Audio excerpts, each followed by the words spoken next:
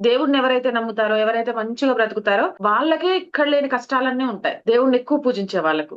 ఎందుకు నిజంగా కూడా దేవుడు నిష్పక్షపాత అయితే మంచి చేసే వాళ్ళకి ఎందుకు చెడు జరుగుతోంది? అలాగే మంచి చేసేవాళ్ళు ఎందుకు కష్టపడుతున్నారు? చెడు చేసేవాళ్ళు, ఇతరులను మోసం చేసేవాళ్ళు హ్యాపీగా ఎందుకు బతికేస్తున్నారు? అంటే మనందరికీ కూడా వచ్చే ప్రశ్ననే.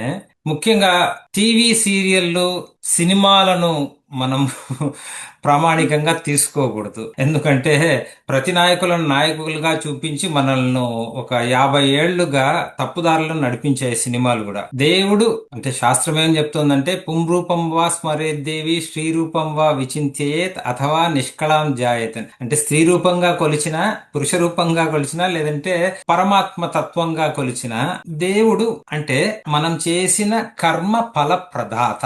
ఇది ముఖ్యంగా ఉండాలి. ఇప్పుడు మన వ్యవహారికంగా ఈ యోలో అంటామంటే యూ ఓన్లీ లివ్ వన్స్, అంటే మనం ఏదో ఒక్క జీవితాన్ని పుట్టాము, పుట్టే లోపల అనుభవించాము, పోయాము. కానీ మన సనాతన ధర్మ సంప్రదాయం ఏమంటే జన్మ జన్మల పాప పుణ్యాల ఫలం మనము అనుభవిస్తూ ఉంటాము. మనం ఓకే. 10 ఏళ్ల క్రితం బ్యాంకులో వేసిన సంపద అంతా కూడా బాగా వృద్ధి చెంది మనం అనుభవిస్తున్నప్పుడు సంపాదించకపోయినా కూడా అనుభవిస్తున్నాడేంటి అని కనిపిస్తుంది. కానీ ఇంతకు ముందు చేసిన మంచి ఫలితం. మంచి ఫలితాన్ని అనుభవిస్తున్నారు అంతే. ఇప్పుడు చూసుకుంటే ఏం సంపాదించకుండా అనుభవిస్తున్నట్టు ఉంటుంది. కాబట్టి మనం చూస్తున్న కోణం కూడా చాలా విశాలంగా ఉండాలి. ఆ విశాలమైన కోణంలో ఎవరు చేస్తున్న కర్మాలకు వాళ్ళు ఫలితాన్ని అనుభవించక తప్పదు అనేది మన సంప్రదాయం.